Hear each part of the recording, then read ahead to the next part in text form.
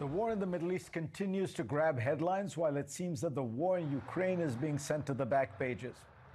But my next guest is adamant that the US must not forget its allies in either Europe or the Middle East.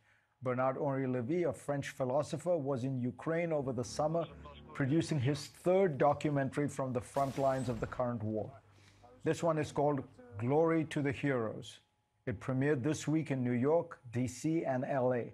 It'll follow in other major American cities. Bernard, pleasure to have you on. There's so much to talk to you about that I don't know if we're going to get to it all. But first tell me, the movie is fantastic. But since then, what are you hearing from the front lines now? Because you know what people are saying is it's a stalemate. The Ukrainians have stalled. The Russians have the momentum. On the ground, I don't think so. Ukrainians are still resisting, still holding the line with an incredible bravery. We are tired in America and in Europe, not in Ukraine. They are not tired. They continue with huge sacrifice, spilling their blood. We pay in money, they pay with blood, and they do it. They do it because they defend their country, but also they do it with the feeling that they defend Europe, America, the Western world, freedom. They feel really, this is the sentence I heard most on the battlefield, in the trenches. We are the sentinels of the free world. I heard this sentence dozens of times. Do they worry about the losing, that the West is losing patience, it's getting tired? They are worried about the maneuvers of Putin since day first. They know that Putin is counting on the victory of Trump. They know that Putin is hoping Europe to be dismantled. They know that Putin is playing the game of the extreme right and the extreme left in some European countries, including mine. So they are worried about all of that. They are worried about our naivete, you Americans, us Europeans, in front of the Machiavellism of Putin. Yeah, and they are afraid of this terrible trap which Putin is putting under our feet. I want to know from you firsthand, because you are witnessing it and living it. Describe for me what is happening in Europe as a consequence of the Israel-Hamas war. Do you see a significant rise of anti-Semitism?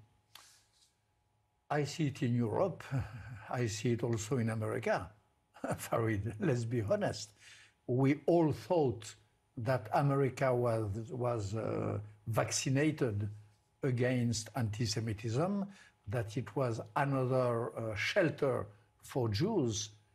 I would not like to be a student or a teacher in some of your high schools or universities.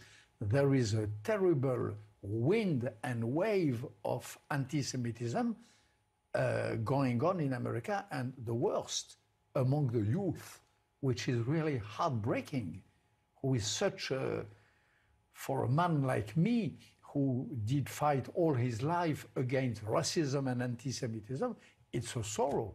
America.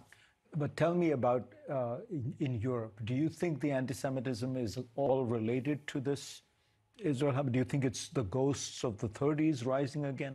It is the ghost of the 30s with another incarnation, with another actors, with another sort of actors, of course, and they are on the left. It is the same speech, it is the same way of thinking which has migrated for a large part, not all, from the extreme right to the extreme left. But it is the same way of reflecting as their grandfather of the extreme right in the 30s. What do you hope will you to do with this movie? Yesterday night there was a premiere at the UN, and it was a real achievement. A lot of ambassadors or of officials of the Global South were there. in the audience, in the big room of the United Nations. They saw this first-hand testimony which I brought to them, and I think that some of them, I hope at least, understood that the real imperialism of today is not America, but is Russia.